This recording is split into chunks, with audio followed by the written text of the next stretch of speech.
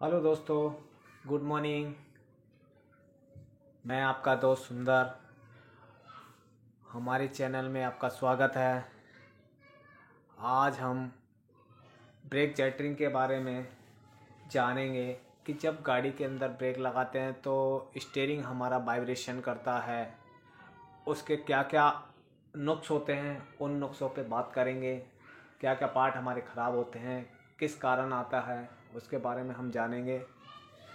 तो दोस्तों, अब हम सीधे अपने टॉपिक पे बात करते हैं कि ब्रेक जैटरिंग कैसे होती है, उसके लिए हमें क्या क्या फॉल्ट्स चेक करने होते हैं, उन फॉल्टों के बारे में जानेंगे और पार्ट्स क्या ख़राब होता है उसके बारे में भी जानेंगे। तो एक होता है ब्रेक मारने पे सबसे पहले हमें पता लगना चाहिए कि ब्रेक जैटरिंग कैसे पता लगेगा कि ब्रेक गाड़ी हमारी ब्रेक जैटरिंग कर रही है।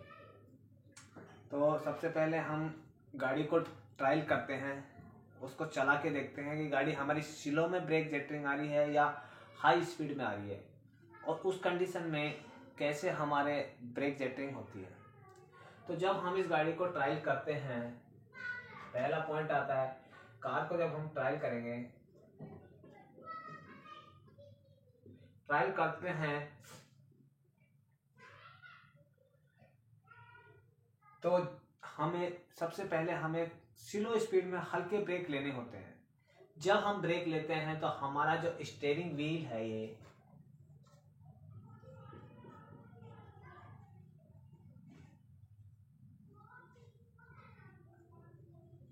स्टीयरिंग व्हील है, ये वाइब्रेशन करता है, यानी कि ये इधर इधर मूवमेंट करता है। जब ये मूवमेंट करेगा तो समझिए स्टीयरिंग में हमारे ब्रेक मारने पे बबलिंग आ रही है। और दूसरा, हमारे जो ब्रेक पैडल है, ये हमारा ब्रेक पैडल है, ये भी हमारा वाइब्रेशन करता है। पैडल पे भी एक जर्किंग आती है, उसको सही करने के लिए हमें क्या क्या चीज़ चेक करनी होती है। तो सबसे पहले हम ट्रायल कर लिया है कि गाड़ी के स्पीड कितने की स्पीड पे कर रहा है। मान लीजिए 40 की स्पीड पे, 40 के की स्पीड पे हमारा वाइब्रेशन आ रहा है स्टीयरिंग पे, या हमारे 120 की स्पीड पे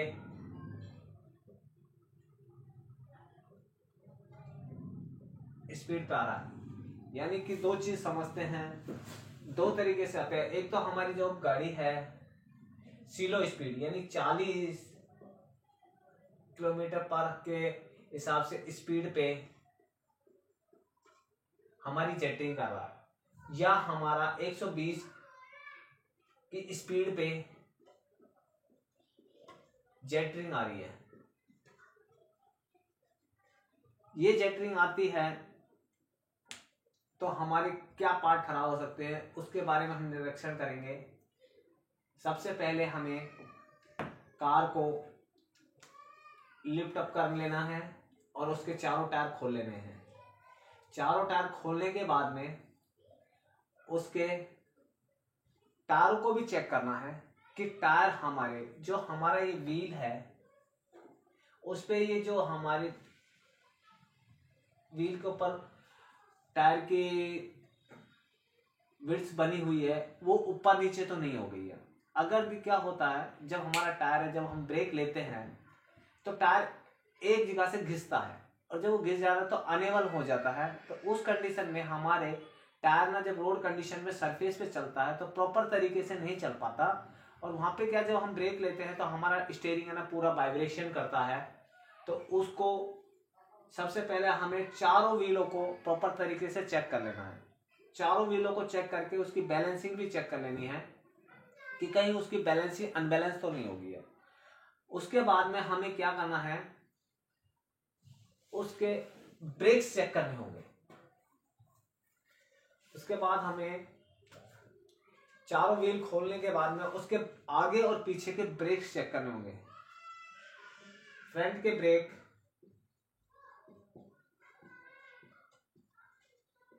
पैड चेक करो।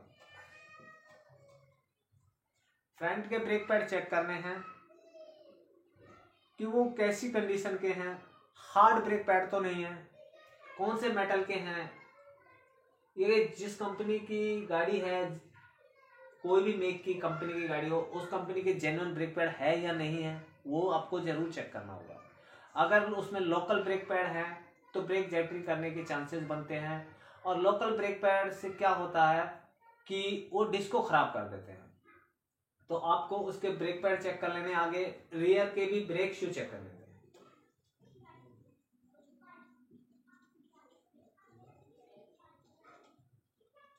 रियर के भी ब्रेक शू चेक करने हैं।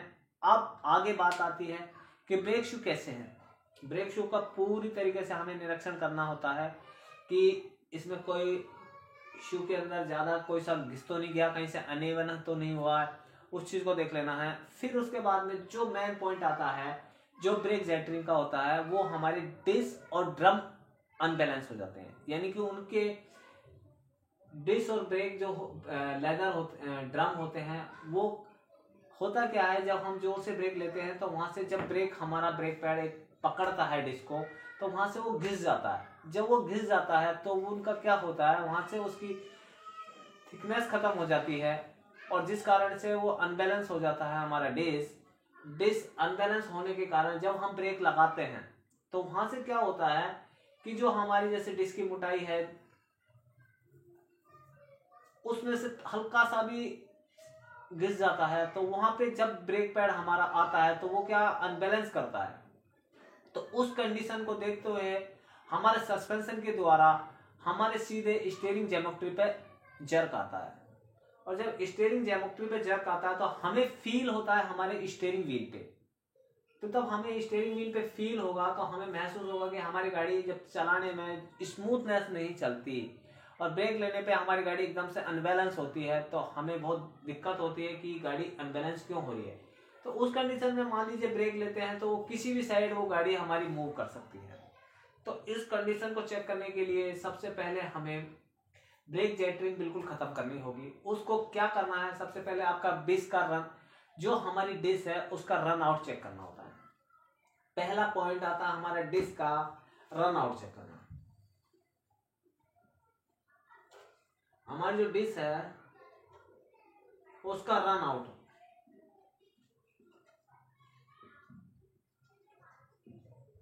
चेक करो। दूसरा है हमारा जो हमारी ड्रम है, ड्रम का भी रन आउट चेक करना होता है।